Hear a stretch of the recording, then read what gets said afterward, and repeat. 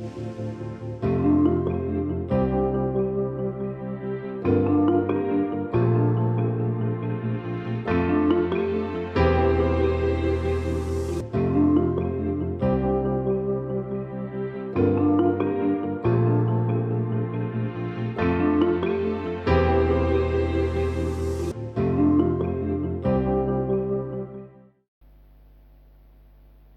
this lecture, let us complete the discussion on Schlieren and Shadowgraph techniques first, and then we will discuss about model design, fabrication and mounting arrangements.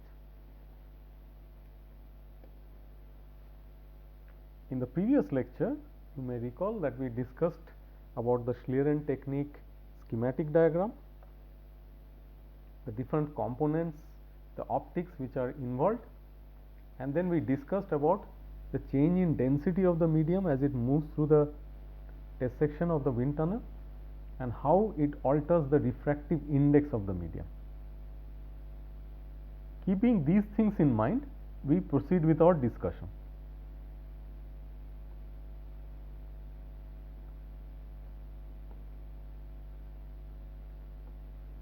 You may recall that we also discussed about the fact that the radius of curvature of the light ray which is bending under the influence of a different refractive index which is there locally in the flow field, the radius of curvature is linked with n using a formula 1 by r is equal to gradient of n.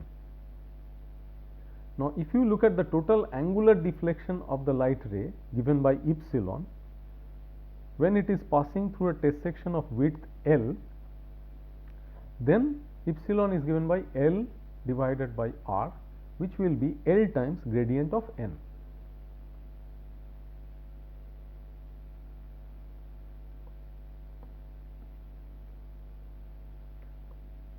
We said that the flow is occurring as a planar flow in the x y plane, and the light rays when undeflected are moving along the z direction.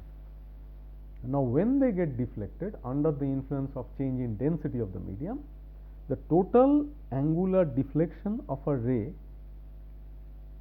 when it is resolved into two Cartesian components, the components will turn out to be epsilon x and epsilon y respectively, which give the deflections along x and y respectively.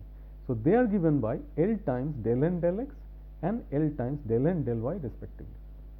Now, we have a very important empirical equation called as the Gladstone-Dale equation, which relates the reflective index n with the density of the medium rho, where k is the Gladstone-Dale constant, which is a constant for a given gas. Of course, rho is the gas density and n is the refractive index of the medium. Incidentally, for air, n is 1.303, for glass it is 1.5.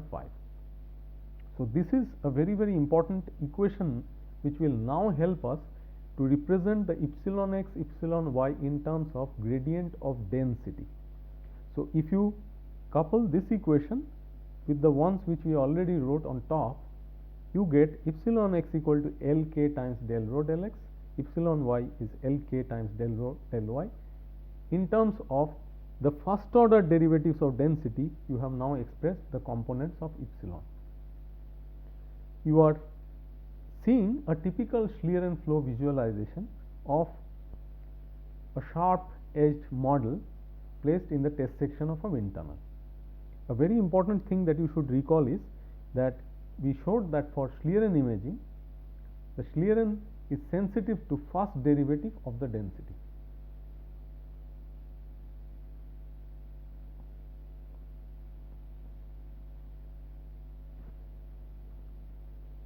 Let us next look at shadowgraph. A typical shadowgraph system consists of a light source, a collimating lens and a viewing screen, apart from the test section of the wind tunnel which is of interest to us. So, if you look at the Schlieren system, you do not have this part comprising of the focusing lens and the knife edge, but you have a screen instead across the wind tunnel, and the screen is usually kept much closer to the wind tunnel test section. When this happens, we project the light rays immediately after they emerge from the wind tunnel onto the screen, like it is shown here in this figure. What we are seeing is that light rays are bending due to the flow having density gradient, and in some places they are coming close to each other, and in some others they are going further apart. So in the region where they are coming close to each other, we see bright bands. In regions where they are further apart, we see dark bands. And if they are moving practically parallel to each other, we have a kind of average intensity. So this incident light rays, the parallel rays, are actually produced by the light source and the lens on the other side of the tunnel. This is the test section of the tunnel as usual. This is the region where density gradients exist. If the screen in the optical setup used for Schlieren is placed at a position close to the test section, the effect of ray deflection due to density variations will be visible on the screen directly. So we are impressing those light rays directly on the screen instead of focusing them and cutting off part of the light using a knife edge like the way we did it in Schlieren. This is basically the difference in setup between shadowgraph and Schlieren. And what you get as a consequence is a shadow effect. On the screen there are bright regions where rays converge and dark regions where the rays diverge, as we discussed already. Therefore, the shadowgraph effect depends not only on the absolute deflection but on the relative deflection of the light rays, that is on the rate at which they converge or diverge on coming out of the test section.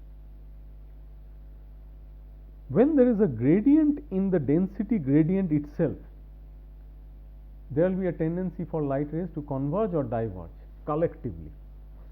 The variations in the illumination of the shadowgraph picture on the screen are proportional to the second derivative of the density, because you are talking about, say, del x of del rho del x or del y of del rho del y, instead of just del rho del x or del rho del y, which we saw in Schlieren system. So when the flow is two-dimensional, planar, in the xy plane, the change in intensity from point to point can be shown to be equal to k times Laplacian of density. K is a constant, not to be confused with the Gladstone Dale constant though. And you finally can show that this is the representation, which means that shadowgraph is sensitive to second derivative of density instead of first derivative, which is true for Schlieren. This is a typical shadowgraph image of a supersonic flow past a bullet like body.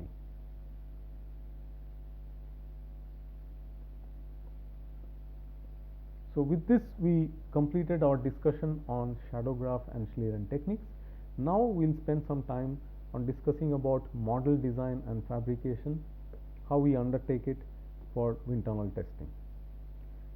We are seeing a few pictures of typical low speed wind tunnel models where you see finite wing sections made of wood, an airfoil section made of wood which is side mounted.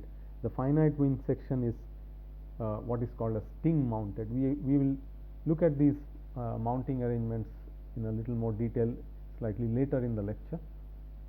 And we have again a sting, a rod like structure at the trailing edge of a finite wing. Here the wing is made out of aluminium, while here it is wood. And there are also some CAD images of models which are shown on the right. Now when we look at model design and fabrication, we have to first keep in mind what is the purpose of the model. Is it going to be used for flow visualization, or it has to be used for pressure measurement or force measurement? Does it need to be instrumented? There are many decisions which have to be taken. The design and fabrication decisions are also linked with the purpose of the model. You have to choose the material accordingly, the machining processes which have to be used, the dimensions and tolerances, which apply, the surface finish that you should get, the layout for accommodating pressure ports or for attaching wind tunnel balance, the model mounting arrangement and positioning system, everything is interlinked. For example, when it comes to material choice, when we do low speed wind tunnel testing, we sometimes use wood or fibers or aluminium, light metals. There are plenty of choices, but usually for supersonic wind tunnel testing, we will always go for metallic models. Also, the stiffness of the model matters a lot because the loads on the model will be significant. If you are doing some experiments on, say, flow transition and turbulence, then you need to have extremely high surface finish if you are looking at a smooth surface on which you have to perform the experiments. So such things matter. The dimension of a model has a lot to do with what is called as blockage of test section. We are not allowed to block about maximum 5%, at the most 10% of the cross-sectional area of the test section. So if you have a square cross-section through which the flow is either moving into the plane or out of the plane, then only 5 to 10% at max of that region can be blocked with the model that you have inserted in the test section. Therefore, dimensions are extremely important. So are the tolerances, because you have to assemble many components and so on. Performance metrics include how easily you can handle the model, how easily can you assemble or disassemble, or you can do maintenance within a short time. The preparation time should be short. Also, the stiffness of the model mounting, attachment and positioning system assembly for the wind tunnel testing has to be checked well in advance, and you have to make sure that they withstand the starting loads of a supersonic wind tunnel. Therefore, a lot of thought, multiple issues and considerations go into model design and fabrication. On the right hand side, in the CAD models, for example, you see greenish and reddish patches, which are essentially components of a finite wing model. Those components are designed in a manner so that we have ease of installing pressure ports, locating them, cleaning them from time to time, etc. We are showing a few examples here to give you an idea about what we are talking about. So here you can see that this is a slender body model, a body which has a large length compared to its diameter. So the length to diameter ratio is a large number, and some kind of tuft flow visualization is being carried out by mounting it with a suitable attachment plate, and you can fasten the model to that attachment plate and also control the angle at which you pitch the model, because you have markings on this attachment plate at which you can fix the model. Therefore, there are different ways of mounting a model, attaching a model, setting its orientation, positioning it, etc.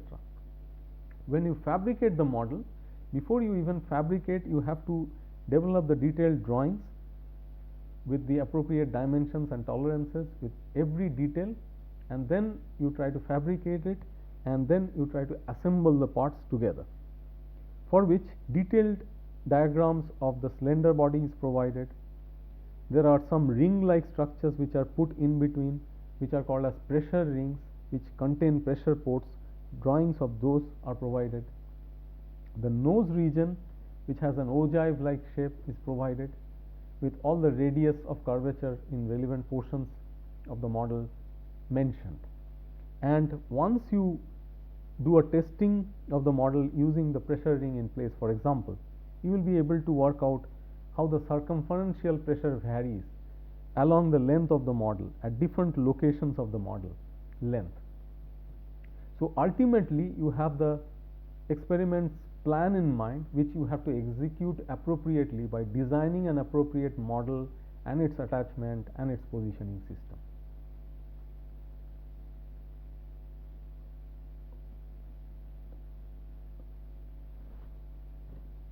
Let's have a look at a few more examples here.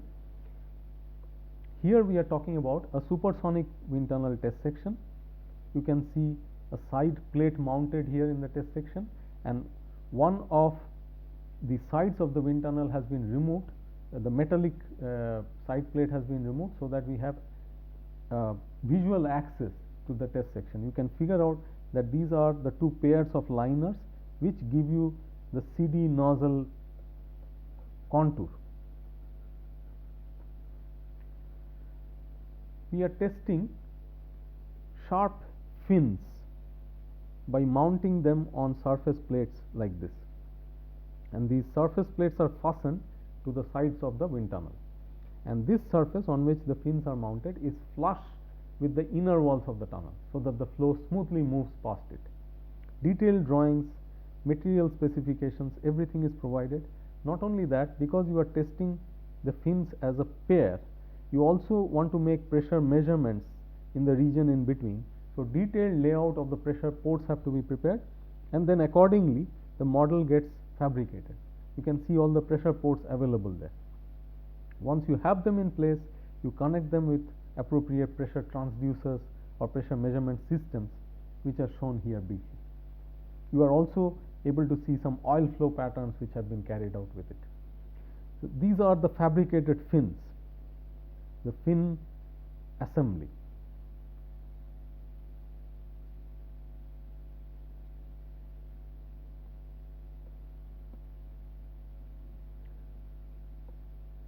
You are seeing typical models which are used in aerodynamics laboratory. You see delta wing models made out of aluminum. You have airfoil models with the mounting arrangement from the side walls of the wind tunnel made out of fiber. You have a finite wing model with a side mounting. You have pressure tubings which are connected with the pressure ports which are created on the model surface. Several other models and measurement instrumentation which are visible, and that gives you an idea that how models look, how models need to be designed, and also you have to put in a lot of thought in deciding how to mount them appropriately in the test section of the wind tunnel. Here you further see a few more models where you can see a relay pitot tube, for example, which is mounted on a side plate. You can see pressure tubings coming out of a side plate which is already mounted on the test section of the wind tunnel. The tubings are coming to pressure measurement systems, transducers, pressure sensors, which we will discuss later on. Here are the side plates with the vortex generators in place, which we discussed earlier when we were discussing about flow visualization experiments.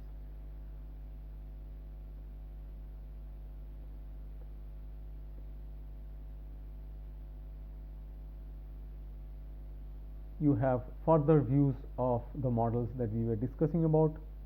You also have to design accessories at times for your models.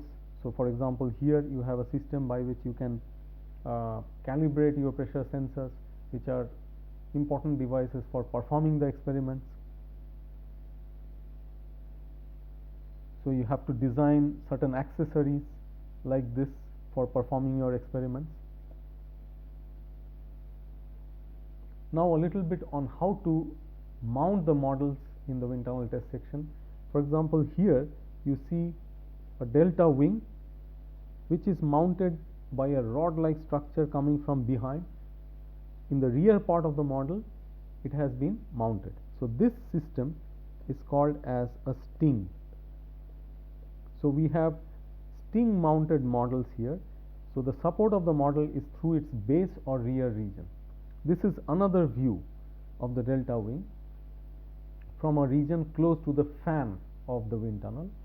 Another interesting thing which you have learnt earlier can be seen over here, that the test section is square, while after the test section again the wind tunnel is becoming circular in the diffuser.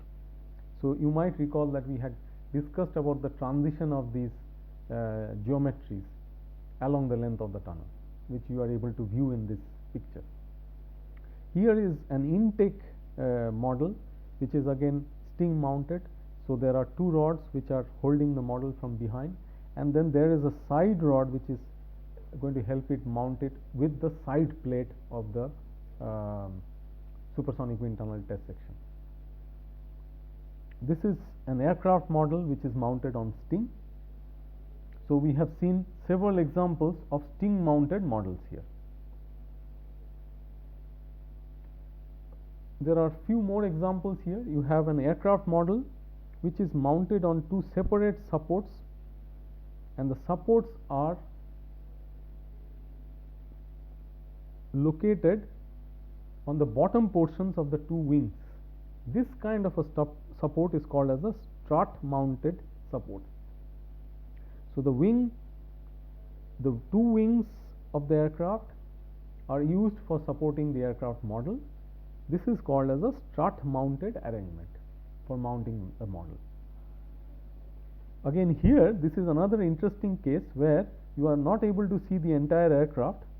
The entire aircraft would have a portion on the other side continued, but you just use half of the model, which we call as a semi-span model, and that semi-span model is mounted on the wall of the wind tunnel, basically the bottom wall, and you can make out that there is a kind of a rotating table arrangement on which it is mounted, which means if you rotate this table and fix it at different angles, then you are actually going to change the angle of inclination of the aircraft by changing the alpha, basically. So the flow will come in from this direction, and at that time the aircraft model, the semi-span model, will be facing the flow at different angles. So we had a brief look at different types of mounting arrangements.